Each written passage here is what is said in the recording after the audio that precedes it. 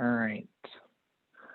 We'll go ahead and get started. Hi, everyone. My name is Joe Cullen, and I'm a customer success manager here at Headset. First and foremost, I want to thank you for joining us today. Wherever you are, we hope that you are well, that you are in good spirits and good health, and we really appreciate you carving out time to meet with us.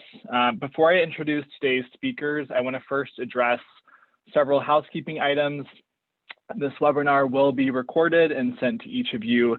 If you have any questions, please use the chat feature in the toolbar below. And if there are any unanswered questions from today because of timing, we will follow up with answers in a blog post.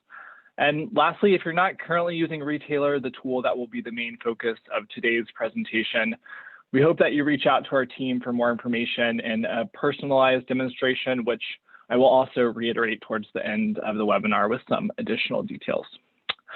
So though our presenters will be using our Retailer tool to help guide the conversation, Retailer is just one tool within the larger Headset ecosystem. For those of you who are unfamiliar or new to Headset, I want to quickly provide an overview to our suite of products. Headset provides insight into cannabis consumer trends by way of 3 core products.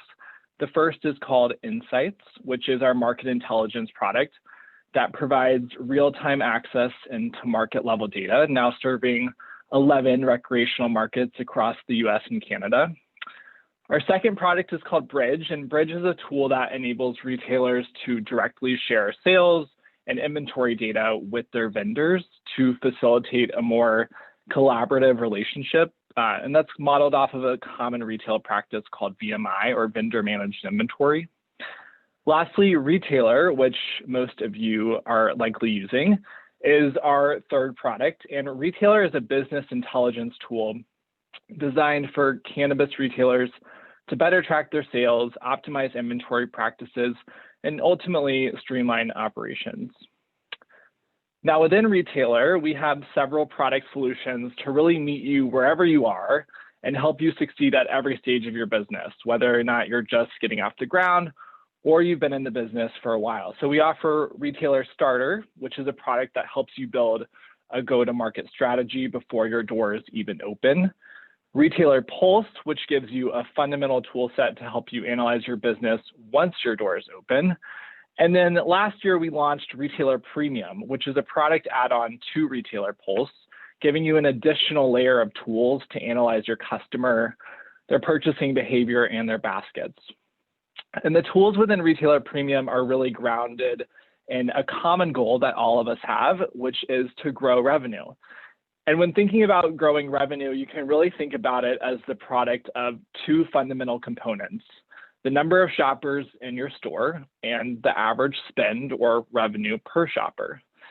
In some of our previous webinars, like the Know Your Customer, Grow Your Customer, we've kind of focused more so on the former half of that equation, the customer portion. This webinar is going to take a look at the other side of that equation and focus on how you can squeeze more revenue out of your customers' wallets by driving larger baskets.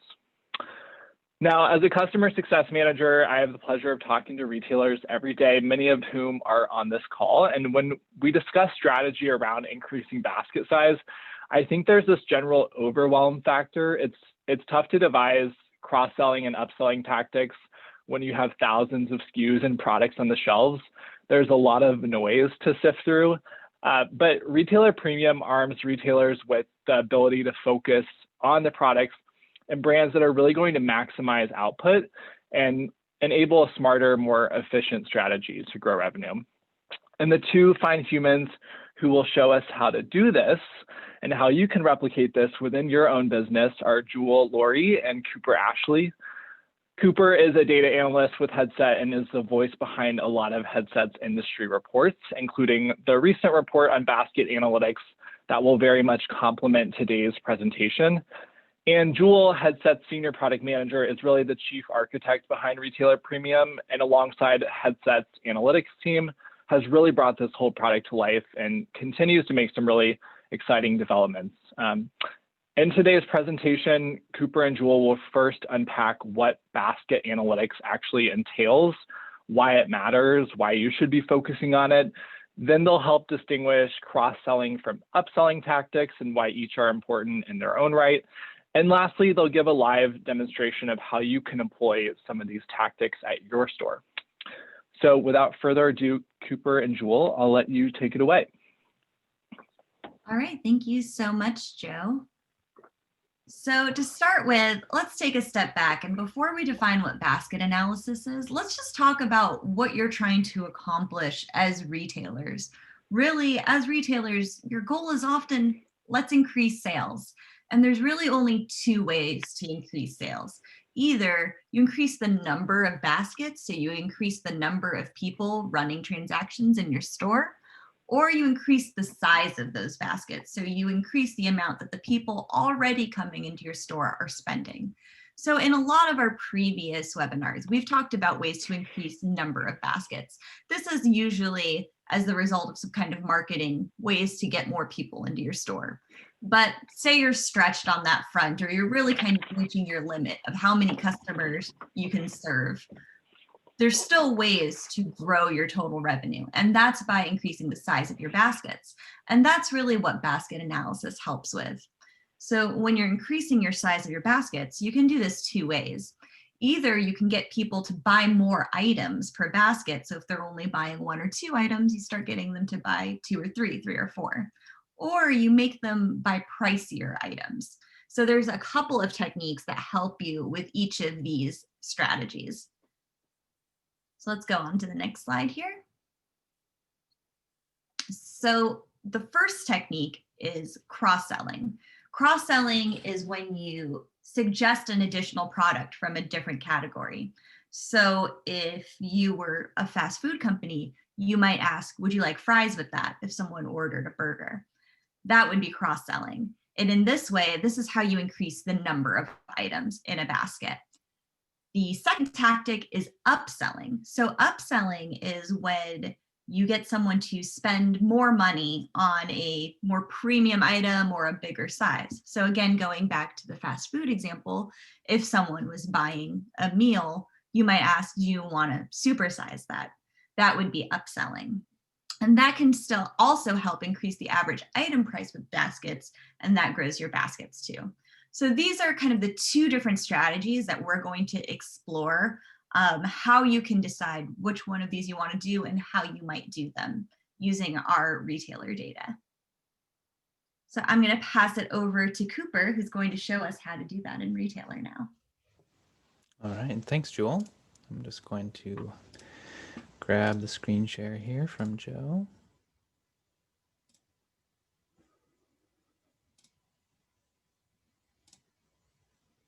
Okay, so here we are in the Retailer Premium Basket Analysis module. And what I'm going to be walking through today is data from one of our demo accounts. That's a fake chain of stores called Emerald Valley. We're going to be looking at the Emerald Valley in Bothell, Washington. And so this is not real data, but we craft this data to make it realistic. And I'm going to walk through a couple dashboards within Retailer Premium and Pulse with kind of two distinct goals here. We're going to first understand what has been going on at a basket level in my shop over the last year. And then secondly, we're going to use that data to develop several upselling and cross-selling strategies that will hopefully drive some incremental increases in basket size and therefore in total revenue, so that I can see hopefully about a 10% increase in my total revenue over the coming weeks and months. So as the name implies, the basket analysis overview dashboard is a great place to start when you're just getting a feel for big picture basket metrics. And this current basket statistics graph is a perfect place to start. It tells us those two biggest metrics, the number of baskets and the average basket size for this most current week. Here on the right, we can see that there were 1,736 total transactions in my shop, and the average size of those transactions was $33.70. And then as we move from right to left, we can see how those values compare to the recent past, last week, 12 weeks ago, and then the same week a full year ago. And that's what I'd like to focus on here first, is that we can see that 1 year ago, in the same week in mid-January, my basket sizes were $30.11, whereas now they are $33.70. So we've actually seen an 11.9% increase over the previous year. So right there, if I could maintain that trend line upwards, I'd be seeing an increase in revenue. However, I have also seen a decrease in the total count of baskets from 1,888 down to that 1,736 count, which is down 8.1%. And so these are some trends that we've seen across the entire cannabis industry, and we've reported on this a lot since the beginning of the COVID-19 pandemic. It's affected our lives in many ways, but in the cannabis industry, that change in consumer behavior and therefore the change in these big picture basket metrics is one of the most noticeable changes we've been watching. And so if I scroll down here, I can see a more over time picture of what's been going on with these two metrics. So this is my stores data by month, all of 2020. I'm looking at the basket count by month is the purple bars, and the average basket size is the blue line up here. And so we can see here that the average basket size has pretty steadily increased starting in February, where it was $28.28, all the way up to a peak in May, where it's $33.90. So that's a growth of about 20% right there, just in the terms of the size of the transactions in my shop. It's only, it's only $6, but if you add that all up, just like the equation that Jewel showed us, that can translate to a pretty significant change in total revenue. But on the other hand, total basket counts dropped off, they peaked in March and then dropped off a little bit in April and May, and then really trickled down June, July. But then we actually have seen a bit of a recovery. And so both of these trends can be explained, I think, by the COVID-19 pandemic. In general, we have all been encouraged to make fewer trips outside the home outside of our home since the pandemic began. And so therefore it makes sense that customers would be stocking up on more product every time they do come into a cannabis dispensary. And so I want to really focus on, since the focus on this webinar is building basket size, I really want to focus on what has contributed to this increase in basket size. So if we scroll down to the next graph, we're now looking at two metrics all about basket size over the previous year. And so we can see here, there's the purple line is the number of units in every basket. We've got sort of a modest increase from February, 2.1 was my average for that month, up to April and May, we were at 2.3. So that's about a 5% increase in units per basket. But again, we just saw that my total average basket size increased by 20%. So that clearly doesn't tell the whole story. What contributed more to that growth was the increase in average item price. So we saw an increase from $12.95 back in January to $15 even in May. So that's, about a 15% increase. And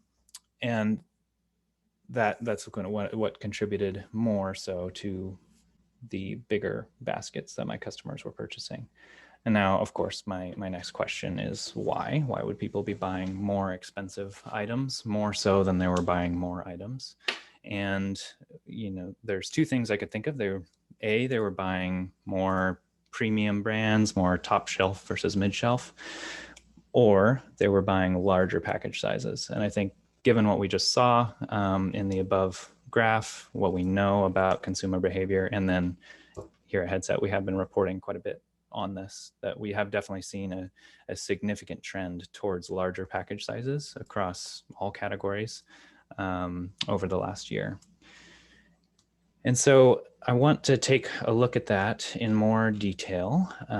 We're always starting broad and then diving into the nitty gritty here in these webinars. And so what I'd like to do is I'd like to look at the pricing of individual products. So I'm in the benchmarking pricing dashboard, which is actually available to all retailer Pulse users as well as premium. And I know from my retailer data, my sales data, that flower is the largest revenue category in my shop. So I want to focus on that. And here we've got the prices for over time for all different categories that I sell. This is my shop's data. And then the cool thing about these benchmarking dashboards is I'm comparing it to our Insights market-wide data. So here's the pricing data for all of Washington. Now, I just want to focus on flour, so I'm just going to show you a quick trick. If you hold Alt and click on the category you want, it'll untoggle all the other categories, so you don't have to click them all individually. So that's nice. And we can see on both graphs here the same general trend. So back in the first week of the year, market-wide in Washington, the average price of a flour product was $19.04. By the time we got out to July, it was almost $4 or $5 more, $23.60. And the same trend is true at my shop too. It's much more volatile, which makes sense. It's a smaller sample size. But back in the first week of the year, we were at $19.57. And then already by about the time of 420, we're at almost $26. So a really significant increase in average item price in the flour category. And so I can kind of put the pieces together here into our first upselling strategy that will hopefully help increase basket size even more than I've seen over the last year. And that is simply making sure that anytime a customer brings a smaller flour package size to the counter, my staff will just make sure that they are aware that we sell that product in a larger package size. And of course, that also includes that I need to keep stocked on those larger package sizes. So somebody brings a 1 or 2 gram package, my staff just says, hey, I see you would like this Gorilla Glue. Did you know we also have it in a 1/4 ounce and a 1/2 ounce? And even with that light touch, we're probably not going to convert the majority of those customers, but even 1 in 10, if they switch their choice from a 2 gram to a 7 gram or an 1/8 to a 1/2 ounce, we're going to see a noticeable increase in our flour basket sizes. Okay, now I'm going to switch over to the basket analysis details dashboard, which has one of my favorite graphs right here. And this is going to introduce us a new term, which is basket penetration. So this graph shows us the basket penetration and the average basket size for each category in my shop. And so let's focus on flour for a second here. Right here, the second from the left. So this tells us that of baskets that contained flour through all of last year, the average size of those baskets was $44.28. It was the second highest category. The basket penetration is the highest of any category with 38.8%. So that means that almost 40% of all baskets last year had a flour product in them. You put those two pieces together, the second highest basket size and the highest basket penetration, it's pretty clear why this is the highest revenue category. The next piece I'd like to point out here is the fact that categories with low basket penetration, like tinctures, for example, stand out right here on the left, present really fantastic opportunities for growth. So tinctures, or baskets that contain tinctures would be the more specific way of saying it, had very high basket sizes, so more than $12 higher than any other category, but the basket penetration was really low. So less than 1 in 100 baskets last year contained a tincture. And so if I could employ a couple strategies to drive that basket penetration a little bit higher, I'd be able to, if I can get that from somewhere around 1 in 100 to maybe 1 in 50, I'm going to see a pretty big, I will see noticeable increases in basket size and total revenue. So some strategies I could employ would be making sure that my tinctures are well displayed, bring in some vendor days from our top tincture vendors, and making sure my staff is educated on the benefits. Okay, so that we've talked about upselling flour. We've talked about boosting some basket penetration of our higher price category tincture. And then I'd like to now talk about cross-selling. So here we are at the attachment rate dashboard, again in the basket analysis module. And this is a fairly overwhelming table here, I will admit, but once you understand it, it is extremely powerful. So one of the easiest ways to build cross-selling strategies is to figure out which types of products are already more likely to be purchased together so that you can target these logical and already popular combinations. And attachment rate analyses, just like this table here, are perfect for identifying these successful product pairings. So how you read this table is you pick a category from the column here on the left. So I'm going to keep on flour because we know that it has a really high, it's got the highest basket penetration rate in my shop. So if I can attach products to flour baskets, I'm going to see more of those products than any other category. And so if I move from left to right here, I can say that of the baskets last year that contained a flour product, 1.3% of those baskets also contained a beverage, and 13.3% of those baskets also contained a concentrate. So that's how you read it. If I move farther to the right here, I want to look at this non-cannabis column. We can see that of flour baskets last year, 6.9% of them also contained a non-cannabis product. So if I could drive that number up a little bit, maybe over 10% over the coming months, I could just have my staff ask flour customers, hey, do you have a lighter? Do you need papers? Do you need a grinder?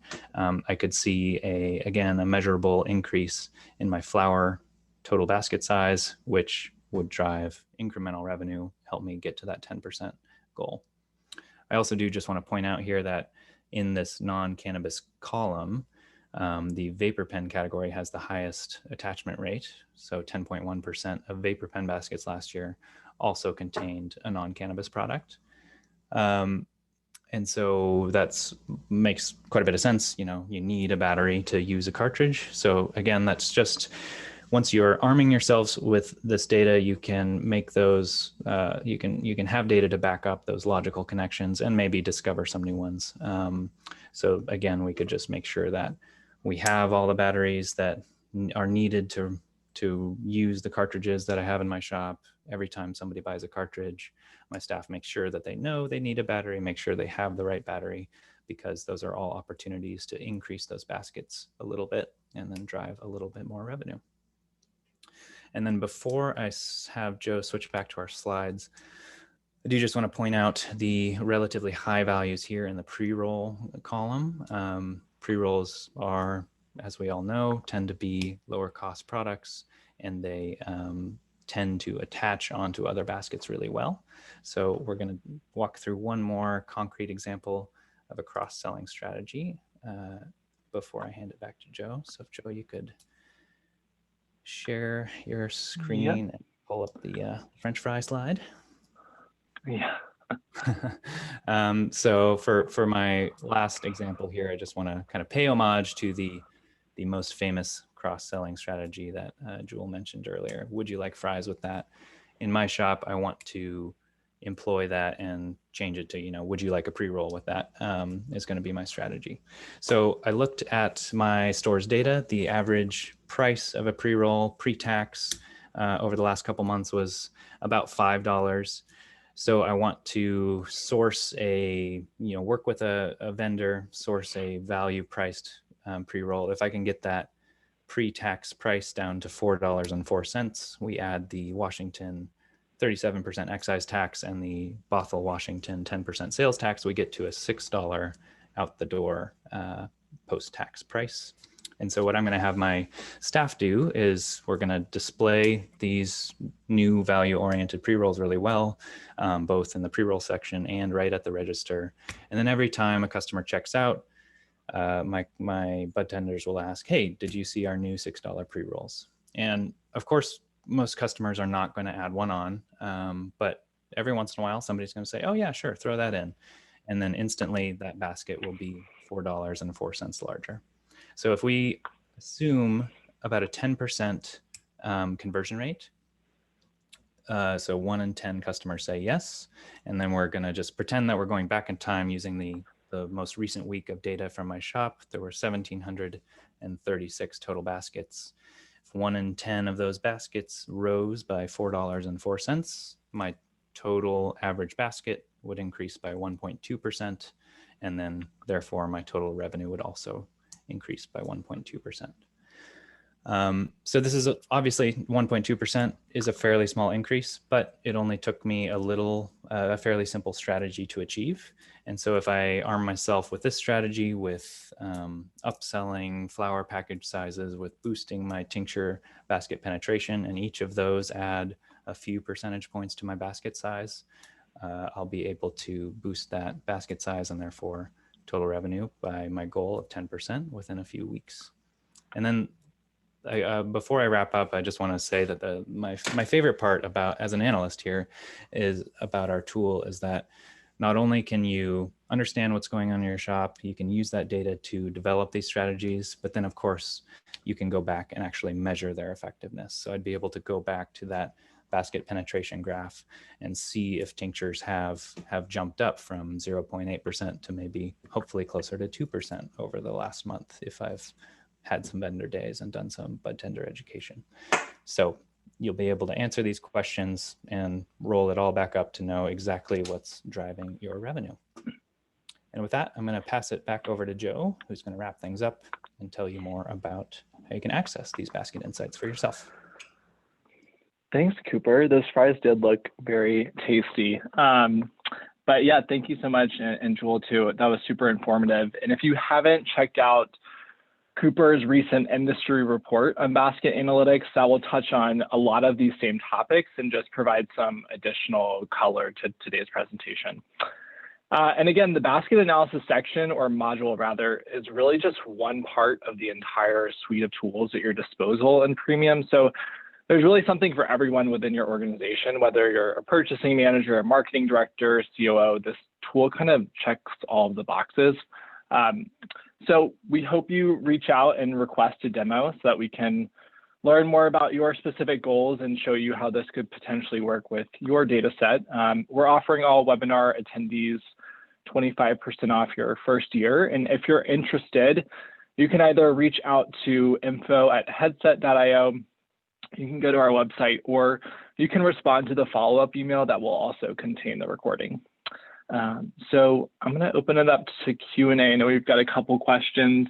I'm going to start with this one question, and this may be for Jewel. Are upsell and cross-sell campaigns just for running with your sales staff, or could we also run marketing campaigns?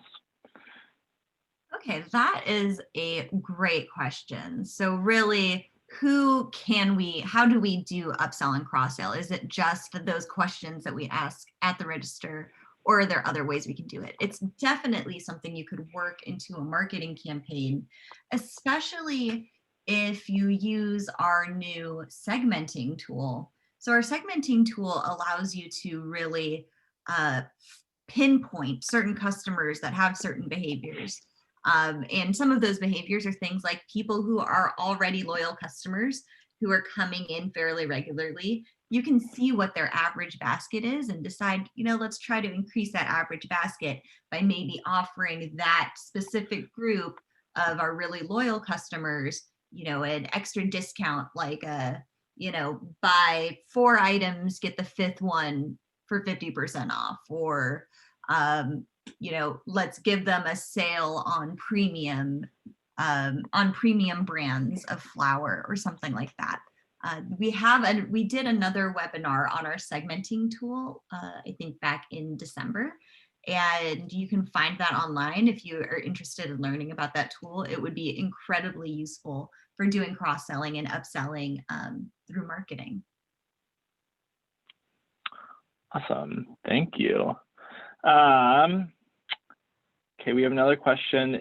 And I think this maybe was when you were demoing the product, Cooper. Is this the average price of items sold or items in inventory? Probably referencing the market data. Yeah, so in the basket analysis module, that's all going to be, baskets that have been sold. So that's going to be the pre-tax, post-discount price of products that were actually sold in your shop. And then again, that's the same for insights data, which I showed on the benchmarking dashboard. Got it. And then this is an interesting question. How do you determine if a category has a good basket penetration? I think we saw flour had the highest basket penetration at the demo store, but how do you determine if that's actually good or below average? Yeah, that's a good question. I think the answer is kind of all relative. So first of all, I mean, we do have this data in our insights product. We do have a basket analysis module in insights, so you can look at these type of metrics for an entire market. So that would be a very good place to start. But then one thing we do see in our data is that just, all retailers are unique, and one store may sell many more tinctures than another store which sells many more pre-rolls, and so not only are the total sales going to be different, but also the basket penetration. It kind of just depends on your local market and the way that you present those items to your customers. Awesome. Thanks, Cooper. And I got one last question before we wrap up. Is upselling just about getting larger package sizes? I don't know, Jewel or Cooper, you can take that. I can take that one too. That's fine. No, absolutely not. Upselling can be, it's just about selling, encouraging your customer to consider a product within the same category or within the same type that is more expensive. So that could definitely be, like I was talking about, bigger flour package sizes, but it could also be, a more premium brand, a higher margin product. So if somebody's looking at an eighth of Blue Dream from your lowest priced vendor, your lowest margin vendor, you could encourage your staff to say, hey, if you like Blue Dream, check out this one. I know it's $5 more, but it's way better. And then right away you've got a $5 larger basket. Right. Cool. Good stuff. All right. Well, again, if you need to access that, or if you'd like to access that industry report, you can find that on our website. We will also be sending this recording out to everyone. Thanks so much for attending. If you have any follow-up questions, just let us know. And yeah, we hope to hear from you guys soon. Thanks, everyone.